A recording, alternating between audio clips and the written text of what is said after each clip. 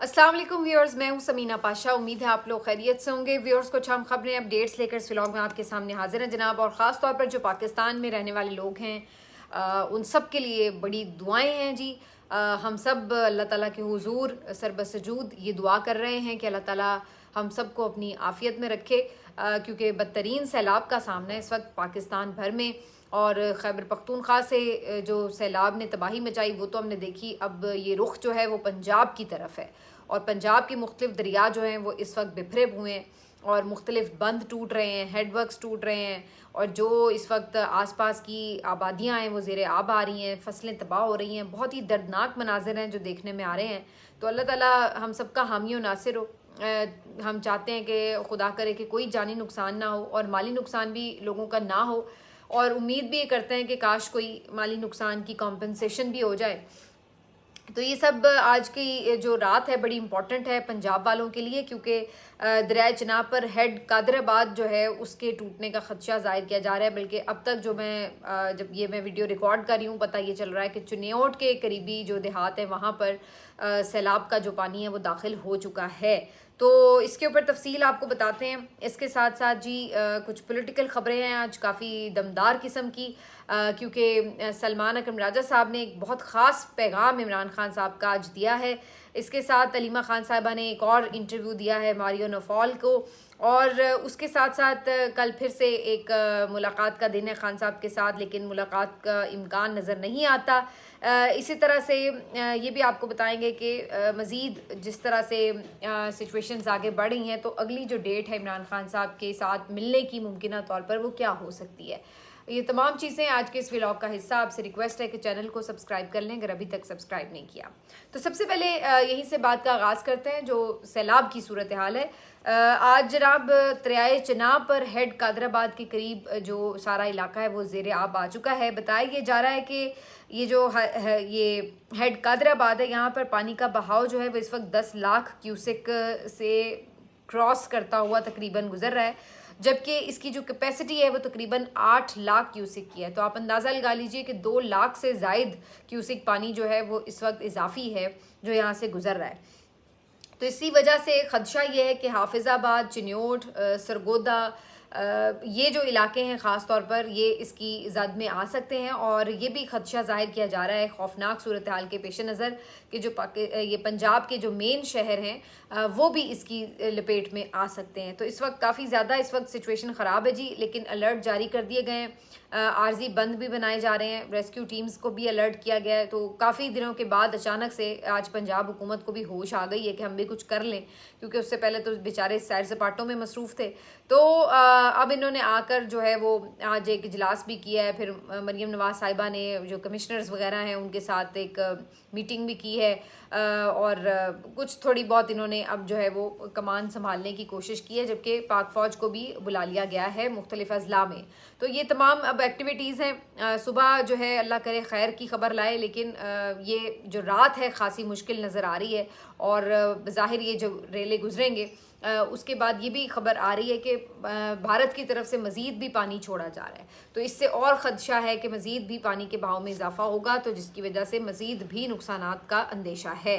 तो अल्लाह ताला जी सबको अपने अमान में रखे। लेकिन ख़बरें जो हैं वो कुछ इसी किस्म की आ रही हैं। सबसे ज़्यादा जो ख़तरा है वो ये है कि जो जहाँ पे ये तमाम दरिया मिलकर जाकर मिलते हैं वहाँ पर भी पंजनद का जो मकाम है वो बड़ा क्रिटिकल होगा, क्योंकि वहाँ पे तमाम दरियाओं का पानी जब मिलेगा पंजाब के तो वो कितना बड़ा रेला बनेगा इसको देखना होगा। क्योंकि फिर वही बात जैसे कि मैंने कहा कि पानी पीछे से भी जब एकदम से छोड़ा जाता है भारत की तरफ से तो फिर उसमें और भी ज़्यादा शिद्दत जो है वो नज़र आ रही होती है। पानी का ना सिर्फ ये कि बहाव ज़्यादा है बल्कि इसकी जो पावर है वो भी बहुत ज़्यादा नज़र आ रही है। इसी वजह से बंद टूट रहे हैं, पुल टूट रहे हैं और जो इस वक्त आरजी बंद बनाए जा रहे हैं वो भी बज़ाहिर ऐसा लगता है कि शायद इतने तेज़ रेले के सामने ठहर ना सके। तो ये जी इस वक्त की सूरत हाल है। बाकी मरीम नवाज साहिबा रावी के पुल पर आई, उन्होंने वहाँ आकर नज़ारा भी किया कि जी सैलाब कैसा है। और इस पर मुझे ख्याल आया कि बहुत से लोग नज़ारा करने के लिए आ रहे हैं सैलाब का, मुख्तलिफ मकामात पर लोग पहुँच रहे हैं जी हम सैलाब देखने आए हैं। तो वो जंग के दिनों में भी आपको याद होगा कि मैं ये बात बार बार कर रही थी कि जंग के दिनों में लोग खौफजदा होते हैं, परेशान होते हैं, घरों में दुबक कर बैठ जाते हैं। लेकिन ये हम कुछ अलग ही किस्म की कौम है कि हमने जंग का भी मजाक बनाया हुआ था कितने अरसा, तो हमने उसको सीरियस ही नहीं लिया। हालांकि खबरें तो आ रही थी कि थ्रेट है, थ्रेट है, थ्रेट है, लेकिन हम लोग तो सीरियस ही नहीं ले रहे थे कि जंग सच में भी हो सकती है। तावक्ते के ड्रोन्स खुद मुख्तलिफ शहरों में आना शुरू हो गए, और फिर उसके बाद भी इवन ड्रोन्स भी आ रहे थे, उसके बावजूद भी लोग कोई डर वर नहीं रहे थे। वो आके जनाब ड्रोन्स की फुटेजेस बना रहे हैं और उसके ऊपर जनाब उनकी वीडियोस और टिकटॉक चल रही हैं। तो ये वाली तो सूरत हाल थी। अब यही जो ये मौत के खिलाड़ी हैं ये सैलाब देखने पहुंचे हुए हैं, वहाँ पे एक खुदा न खास्ता रहला है तो कितनी नुकसानात हो सकता है जानों का। लेकिन आप अंदाज़ा लगाइए कि लोग इतने बेवकूफ़ हैं। अब यहाँ आप जो भी इसको कह लें, जिस तरह का भी नाम दे लें, लेकिन इतना ख़तरा मोल नहीं लेना चाहिए। ख़ास तौर पर इंतज़ामिया बार बार आपको ये अलर्ट जारी कर रही है कि भाई घरों में रहें, महफूज रहें, ऊंचे मकामात पर रहें। बल्कि अगर आपके घर ऐसी जगहों पर हैं कि जहाँ पर सैलाब आने का खदशा है तो वहाँ से आप फ़िलहाल के लिए मूव कर जाएं। लेकिन ऐसे में लोग इतने अक्लमंद हैं कि बजाय से कि सैलाब से दूर जाएं, वो सैलाब की तरफ जाकर सैलाब देखने का नज़ारा कर रहे हैं कि सैलाब कैसा होता है। तो ये तो हमारे हालात हैं, अल्लाह ही हमारे हाल पर रहम फरमाए। वैसे बहरहाल जी, पॉलिटिकल खबरें जो हैं वो भी बड़ी गर्मा गर्म हैं। एक तो सलमान अकरम राजा साहब ने आज जो इमरान खान साहब का पैगाम दिया ना, वो दिल को छू लेने वाला पैगाम है, यकीन मानिए। और ये मैं कोई पॉलिटिकल मोटिवेशन या पॉलिटिकल सिनेरियो में बात नहीं कर रही, बल्कि अगर आप ये देखें तो ये एक ऐसा पैगाम है कि जो आप लोगों के लिए लाइफ में कहीं पे भी काम भी आता है। आप उसको अगर फॉलो करते हैं, उसकी जो डेप्थ है उसको समझते हैं और उस पैगाम का सही मकसद जान लेते हैं, तो आप अंदाज़ा लगाइए कि ये पैगाम जो है वो आप में से हर शख्स के लिए है। ये कोई उन्होंने एक बंदे या किसी अपने पॉलिटिकल वर्कर लीडर के लिए नहीं दिया, या उन्होंने आप जैसे हर शख्स के लिए दे दिया, क्योंकि वो पैगाम ऐसा है जो कामयाबी का राज है। इमरान खान साहब कहते हैं कि किसी भी इंसान के पास 3 तरह की ताकतें होती हैं। एक ताकत होती है आपकी अखलाकी ताकत, दूसरी ताकत है आपकी रूहानी ताकत, और तीसरी ताकत है आपकी जिस्मानी ताकत। और इमरान खान साहब कहते हैं सलमान अकरम राजा साहब को कि जो सबसे कमज़ोर ताकत है, जो सबसे कम ताकत है, वो आपकी जिस्मानी ताकत होती है, जबकि आपकी रूहानी और अखलाकी ताकत जो है वो सबसे बरतर होती है, जिसकी बुनियाद के ऊपर आप फतह याब होते हैं। तो कभी भी इस बात से मत खौफ खाएं कि किसी के पास जिस्मानी ताकत कितनी है, किसी के पास तोप तलवारें बंदूकें कितनी हैं, ये तमाम चीज़ें चलाने वाले लोग कितने हैं। बल्कि आप ये देखिए कि आपके पास अखलाकी और रूहानी ताकत कितनी है। और जब रूहानी ताकत की आप बात करते हैं तो उसका मतलब है कि आपका अल्लाह पे ईमान कितना है, आपको इस बात का कितना यकीन है कि सामने जितनी बड़ी मर्जी फ़ौज क्यों ना हो, जितना बड़ी मर्जी लश्कर क्यों ना हो, लेकिन अल्लाह अगर आपके साथ है तो वो आपको यूं बचा लेगा जैसे मक्खन में से बाल को निकाल लिया जाता है और महसूस भी ना हो। तो ईमान की जो ताकत है वो इतनी बड़ी ताकत है, और जो इसका राज जान लेता है उसके लिए बाकी हर चीज़ का खौफ ही ख़त्म हो जाता है। इमरान खान अगर आज बेखौफ जेल की काल कोठरी में बैठा ललकार रहा है तो वो क्यों है इतना बेखौफ? क्योंकि उसका अपने अल्लाह पर ईमान इस कदर, यकीन इस कदर मजबूत है कि उसको हर खौफ से अल्लाह ने बेनियाज कर दिया। और यही वजह है कि कोई शख्स जो उसके पास जाता है तो बजाय इसके कि वो उसको घबराया हुआ नज़र आए, इमरान खान उल्टा उस शख्स को हौसला देकर भेजता है। और सलमान अकरम राजा साहब कहते हैं कि उनकी काफ़ी महीनों बाद मुलाकात हुई, और कोई भी और भी जाता है। मैं आपने अक्सर देखा होगा, मैंने ये वीडियो में बात की है बहुत दफ़ा, कि जब वो बाहर आके गुफ्तगू करते हैं लोग तो उनकी बॉडी लैंग्वेज ही बदली हुई होती है, उनकी टोन ही डिफरेंट होती है। क्योंकि इमरान खान एक ऐसा एनर्जी बूस्टर है उन लोगों के लिए कि जो उनसे मिल के आता है, जो उसको छू के आता है, जो उसको देख के आता है, उसकी जो सर से पैर तक कैफियत है वो बदल जाती है। और उसका जो पैगाम है इमरान खान का, वो अपनी तासीर रखता है, और जब वो गुफ्तगू करता है तो वो उसके दिल में उतरती है और वो अपने अंदर एक ताकत महसूस करता है। तो वो ना सिर्फ ये कि खुद अल्लाह पे ईमान रखता है, बल्कि लोगों को इसकी तरफ कायल करता है, और उसकी बात में ये तासीर होती है कि लोग कायल होते हैं, और लोग कायल हैं। इसीलिए तो 3 साल से ये तहरीक चल रही है, इसीलिए तो लोग कुर्बानियाँ देने के बावजूद भी अपने मौक़िफ़ से पीछे हटने के लिए तैयार नज़र नहीं आते। तो ये कितनी बड़ी बात है। आप देखिए कि ये इतनी गहरी बात है कि आप आम तौर पर देखेंगे कि जो लोग सियासी गुफ्तगू करते हैं, बड़के मारते हैं, ये वो, लेकिन आपको एक स्कॉलर की तरह ये बात इमरान खान ने इतने सादा अंदाज से समझा दी कि ये 3 ताकतों में से अगर आपके पास ये 2 ताकतें हैं, तो पहली चीज़ तो हो गई ईमान की ताकत आपकी और दूसरी अखलाक की ताकत। जब आपको अखलाकी तौर पर किसी के ऊपर बरतरी हासिल होती है, तो अब भले ये फॉर्म 47 वाले भले हुकूमत में बैठे हैं, लेकिन अखलाकी बरतरी तो कोई नहीं है इनके पास। तो वो क्यों जेल में बैठा इतना कॉन्फिडेंट है? क्योंकि उसके पास अखलाकी बरतरी है, उसको पता है कि वो जीता हुआ है और ये जीत के भी हारे हुए लोग हैं। तो दोनों ताकतें आपकी कितनी स्ट्रांग हो गई। और आखिर में आपकी ये जिस्मानी ताकत है, या कोई भी आप इसको फॉर्म दे दें, फिजिकल किसी भी किस्म की पावर, लेकिन ये तमाम चीज़ें अगर आपके पास अखलाकी और रूहानी कुव्वत ज़्यादा है, तो ये बाकी जो ताकतें हैं वो उसके सामने हेच हैं। तो ये इतना गहरा पैगाम है कि इसको आप पॉलिटिकल जो सिनेरियो से अलग करके भी सिर्फ एक लम्हे के लिए अपने लाइफ के ऊपर इम्प्लीमेंट करें और उसको फॉलो करें, और आप फिर देखें इसके समरात। क्योंकि अल्लाह ताला की ताकत पर यकीन से ज़्यादा तो फिर कुछ और आगे हो ही नहीं सकता। तो बहुत इम्प्रेसिव इमरान खान साहब की ये बात है। और मैं ख़ुद जब मैं सलमान अकरम राजा साहब का ये क्लिप देख रही थी, तो मैं काफ़ी देर इस पर गौर करती रही और इसको मैं मतलब को अच्छे से अंडरस्टैंड करने की कोशिश कर रही थी। तो मैं खुद, हालांकि मेरे पास तो ये बड़ा बिलवास्ता तरीके से पहुंचा है पैगाम, लेकिन इसके बावजूद मैं ये सोचने लगी कि वाकई जब एक जेल में बैठा 2 साल से कैदे तन्हाई में बैठा शख्स ये अल्फाज कह रहा हो, तो सामने देखने वाला क्यों करना उस पर यकीन करने पर आमादा हो जाए। और यही कैफियत जो थी वो सलमान अकरम राजा साहब की भी थी।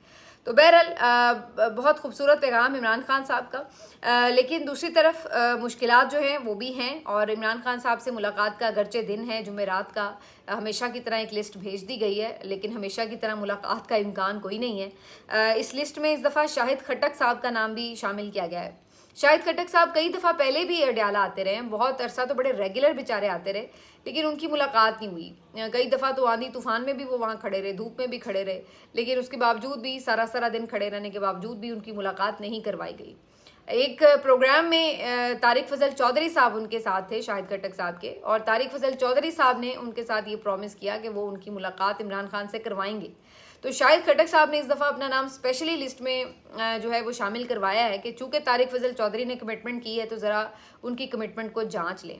इस तरह की एक कमिटमेंट वैसे वज़ीर दिफा ख्वाजा आसिफ ने अलीना शिगरी साहिबा सहाफ़ी जो हैं उनसे भी की थी कि आप लोग जाके विज़िट नहीं करते। तो जब उन्होंने कहा कि जी ठीक है मेरा नाम डलवा दें, वो बेचारी भी सारा दिन वहाँ पे अडयाला के बाहर खड़ी खड़ी थक गई, लेकिन उनकी भी मुलाकात नहीं हो सकी। तो वज़रा की तो ये हैसियत है टोटल कि ये अपनी एक कमिटमेंट सिर्फ मुलाकात की जो है वो तक पूरी नहीं करवा सकते। तो पिछली दफ़ा तो यही हुआ है कि ख्वाजा आसिफ साहब तो एक्सपोज हो गए कि वो तो नहीं करवा सकते, उनकी इतनी पावर नहीं है। अब देखते हैं तारिक फजल चौधरी साहब की भी पावर है या नहीं, लेकिन हकीकी बात यही है कि कोई मुलाकात तारिक फजल चौधरी साहब के कहने से तो कम अज़ कम नहीं होने वाली। बाकी इस दफ़ा भी एक और सहाफ़ी का नाम शामिल किया गया। अक्सर हर जुमेरात को अब कोई ना कोई सहाफ़ियों के नाम शामिल किए जाते हैं, ताकि ये जो एक इन्होंने झूठ घड़ा हुआ है कि जी कोई जाए तो देख के आए, वरना हर चीज़ है ये वो तो ये तो हुकूमत तो नहीं मानती ना कि कोई रुकावटें हैं। तो ये हर दफ़ा अब पीटीआई वाले जो हैं कोई ना कोई सहाफ़ी का नाम लिस्ट में ज़रूर शामिल करते हैं, ताकि वो सहाफ़ी खुद ही इन्हें एक्सपोज कर दे कि जनाब हम तो गए लेकिन मुलाकात नहीं हुई। तो इस दफ़ा फ़रिया इदरीस साहिबा बहुत ज़बरदस्त सहाफ़ी हैं जी, उनका नाम जो है वो शामिल किया गया है, और उम्मीद तो यही है कि उनकी भी शायद मुलाकात नहीं हो सकेगी, लेकिन इसके बावजूद भी बहरहाल देखना होगा कि आज के दिन क्या एक्टिविटी जो है वो अडयाला के बाहर रहती है। दूसरी तरफ अलीमा खान साहिबा अपना महाज संभाले हुए हैं, इंटरनेशनल महाज, और एक दफ़ा फिर से उन्होंने मारियो नौफाल को एक और इंटरव्यू दे डाला है। मारियो के साथ ये उनका दूसरा इंटरव्यू है, और अलीमा खान साहिबा ने ये जो इंटरव्यू है स्पेशली मारियो ने उनसे लिया है इमरान खान साहब से मुलाकात के बाद का सिनेरियो जानने के लिए, ताकि इमरान खान साहब के साथ जो मुलाकात हुई है उसमें उनकी जो हालत है, जो वहाँ पे मामलात है, उसके हवाले से गुफ्तगू हो सके। और फिर स्पेशली जो इमरान खान साहब का ट्वीट है उसके ऊपर भी उसने बात की। तो अलीमा खान साहिबा का ये इंटरव्यू भी बहुत ज़्यादा पजीराई हासिल कर रहा है। तकरीबन एक वक्त में 2 लाख के करीब भी इसके जो लाइव व्यूअर्स थे वो गए, और उसके बाद भी जब इंटरव्यू मुकम्मल भी हो चुका है तो इसके व्यूज़ जो है वो बढ़ते चले जा रहे हैं। तो अलीमा खान साहिबा एक दफ़ा फिर अपने भाई का मुकदमा बड़े ज़बरदस्त तरीके से इंटरनेशनल फोरम पर प्रेजेंट करी हैं, और सारी गुफ्तगू उन्होंने जो पहले भी इससे वो कर चुकी हैं, उन्होंने बातें की हैं। 9 मई की भी उन्होंने गुफ्तगू की कि पहले से ही सामान तोड़ा हुआ था, पहले से नुकसानात किए हुए थे, ताकि इल्ज़ाम जो है वो पीटीआई के कारकुनों पर लगाया जा सके। जिसका दिल करता है कि इसको अगवा करना है उसको जो है वो 9 मई के मुकदमात में डाल दिया जाता है, जैसे कि उनके बेटे शाहरेज़ को डाला गया। ये भी उन्होंने इसमें बात की है। फिर आसिम मुनीर साहब का नाम लेकर जो इमरान खान साहब ने ट्वीट की, उससे मुतालिक बीमारियों ने सवाल किया, तो अलीमा खान साहिबा ने बताया कि किस तरह से हर चीज़ जो है वो कंट्रोल है। इसीलिए जो इमरान खान साहब हैं उनका मैसेज जो है वो डायरेक्टली उसी शख्स की तरफ है कि जिसमें उनका ये कहना है कि जिसके पास पावर है और जो सब कुछ कंट्रोल कर रहा है। तो अलीमा खान साहिबा का ये इंटरव्यू भी काफ़ी इम्पॉर्टेंट होगा इस लिहाज से कि ज़ाहिर है इससे पहले भी जो इंटरव्यू था उसकी वजह से एक हाइप क्रिएट होती है और फिर एक प्रेशर आता है। देखिए ये बात याद रखिए कि ये हुकूमत बाहर के लोगों को तो यही दिखाना चाहती है कि बिल्कुल नॉर्मल हालात हैं मुल्क में और कोई पॉलिटिकल विक्टिमाइजेशन भी नहीं हो रही, बल्कि वो ये दिखाना चाहते हैं कि देखें जी इमरान खान साहब जो हैं वो जेल में ज़रूर हैं लेकिन वो अपने केसेस की वजह से हैं और वो तमाम चीज़ें एज़ पर लॉ जो हैं वो चल रही हैं। लेकिन बाद में जब ये इस तरह की चीज़ें करते हैं कि मुलाकातों में रुकावटें डालते हैं, सहूलियात नहीं देते हैं, तो इसके ऊपर जब आवाज़ उठती है तो फिर हुकूमत को प्रेशर्स भी आते हैं कि जनाब ये सिलसिला क्या है। और वो प्रेशर इसलिए नहीं कि कोई लोग इमरान खान की मोहब्बत में प्रेशर डाल रहे होते हैं, बल्कि उन्होंने अपने काम निकलवाने होते हैं इस हुकूमत से, तो वो इस वजह से फिर उनको इस तनाजुर में बात करते हैं कि देखें जी ये आप अपने मामलात भी सेटल करें, जो आपकी अपोजिशन के साथ मामलात हैं उसको भी बेहतर होना चाहिए। तो अब हुकूमत जो है वो बड़ी मुश्किल में इस तरह फंस जाती है कि अगर वो इमरान खान साहब से मुलाकातें बहाल करें, उनकी समातें हों, तो फिर इमरान खान साहब रुकते नहीं हैं, वो तो ज़ाहिर है सीधी सीधी बाउंसर्स करवाते हैं। तो अगर वो मुलाकातें बहाल करवाते हैं तो उनके मैसेज बाहर आते हैं, उनके फ़ैसले सामने आते हैं, उनके साथ डिस्कशंस होती हैं, उनके डायरेक्ट ट्वीट्स जो हैं वो लोगों में फिर से जोश जज्बा भर देते हैं।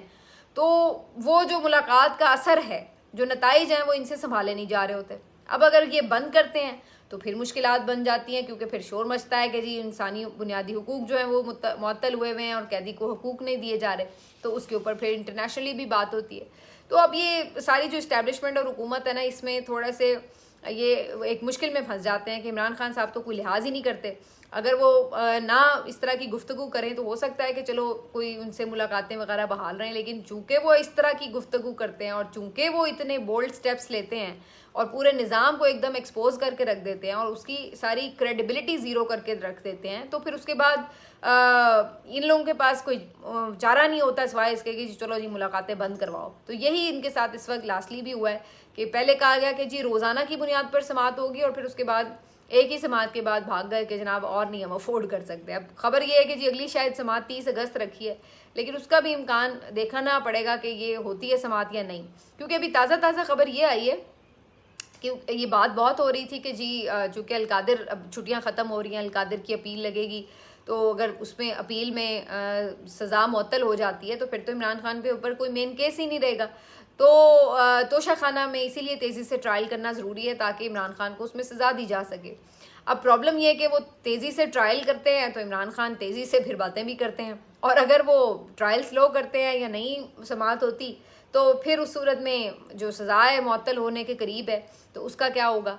अच्छा, इसके ऊपर अब इन्होंने नया हल ये भी निकाला है कि ऐसे तो फिर ऐसे ही सही, फिर हम भी अलकादिर की जो सज़ा है वो मुअत्तल ही नहीं होने देंगे। अब हालांकि ये एक और बहुत बड़ा ब्लंडर ही होगा कि इतने महीनों से अपील लगी हुई है, महीने गुजर गए हैं, सज़ा मुअत्तली तक की आप नहीं लगा रहे हैं, कोर्ट में हायर नहीं फिक्स नहीं कर रहे हेयरिंग, और उसके बाद अब आप ये करें कि जी हमने मज़ीद उसको डिले करना है, उसके ऊपर हमने लगानी ही नहीं है, या अगर आप उसको रिजेक्ट भी करते हैं सज़ा मुअत्तली को, ये भी आप करते हैं, तो ये भी अपने मुंह पे खुद ही थप्पड़ मारने वाली बात होगी, क्योंकि जिस किस्म का ये केस होगा, जब ओपन केस में ये तमाम बातें खुलेंगी तो आप किस मुंह से ये सज़ा को रिटेन रखेंगे।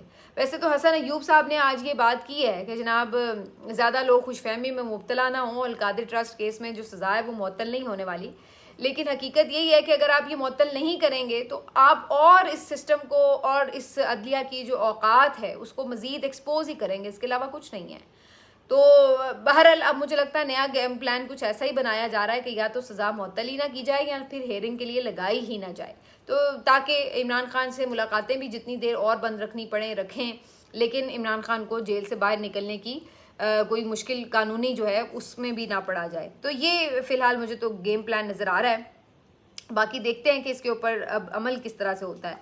पेशावर में एक अहम जलसे का भी पीटीआई को कहा है इमरान खान साहब ने, तो देखते हैं कि वो जलसा कब और किस तरह होता है। लेकिन इससे पहले जो ये अली अमीन वाला मामला है ये किस तरफ बैठता है ये देखना ज़रूरी होगा, क्योंकि इसके ऊपर जो है वो काफ़ी खबरें आ रही हैं कि इमरान खान साहब खासे गुस्से में थे अली अमीन गंडापुर साहब के लिए, और उनके जो अल्फाज थे उनके बारे में बड़े सख्त थे, अगरचे उसको उतने सख्ती से नहीं पब्लिकली किया गया, और वो शायद इमरान खान की हिदायत पे ही इतनी सख्ती पब्लिकली नहीं की गई, लेकिन कहा इमरान खान साहब ने ठीक ठाक है उनके बारे में। तो बहरहाल देखते हैं जी आगे किस तरह ये सारा मामला चलता है। बाकी पीटीआई के ऊपर बहरहाल काफ़ी पॉजिटिव नज़र आ रहा है, ये तो सारे बड़ी जल्दी ठीक हो गए जो पैगामात आए उसके बाद सारों ने फटाफट इस्तीफ़े दिए हैं, फटाफट ज़िमनी इंतखाब के बॉयकॉट की बात की है, तो वो तो नज़र आ रहा है कि उनके ऊपर तो असर हो गया कि जनाब सीधे हो जाओ वरना फिर ऐसी की तैसी फिर जाएगी। मिलते हैं आपसे अगले वीलॉग में, अपना ख्याल रखिए, अल्लाह हाफ़िज़।